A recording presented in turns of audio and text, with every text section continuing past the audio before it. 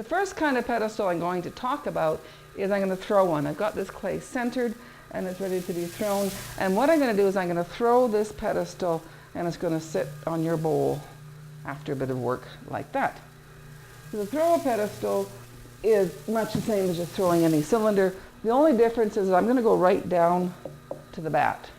And I'll do it, talk while I do it. I'm going to go right down to the bat. And I'm going to pull across the bottom. But I'm not going to go to how thick or thin you think your walls should be. If you get your pedestal walls really thin, it just doesn't have enough clay to stay to the bat and it comes off. Ask me how I know.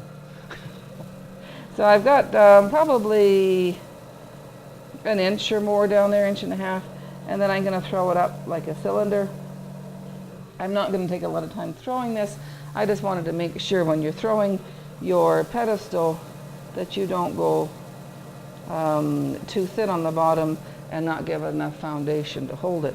So I'm going to throw this up as a cylinder, leaving that thickness on the bottom. And I'm just going to open it, kind of like a plate, just open it up. You want to make sure there's enough thickness here for it to stand on the table and say, I'm standing here. Now you can leave it plain. You can give it some more shape if you want.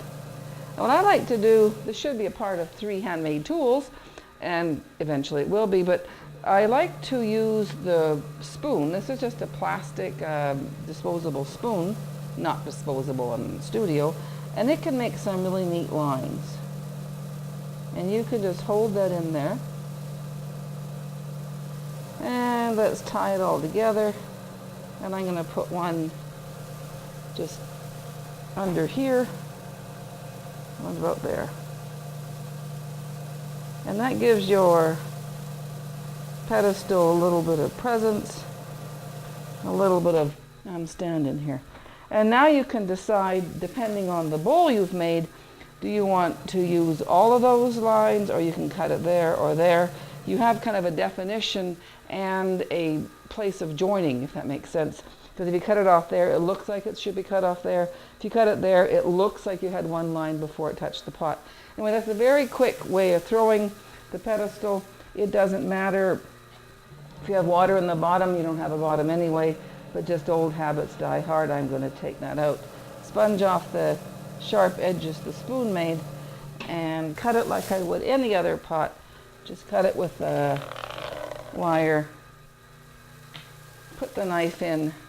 I always give it a twist. And put it aside for later. We're going to stop here and I'll trim it in just a sec.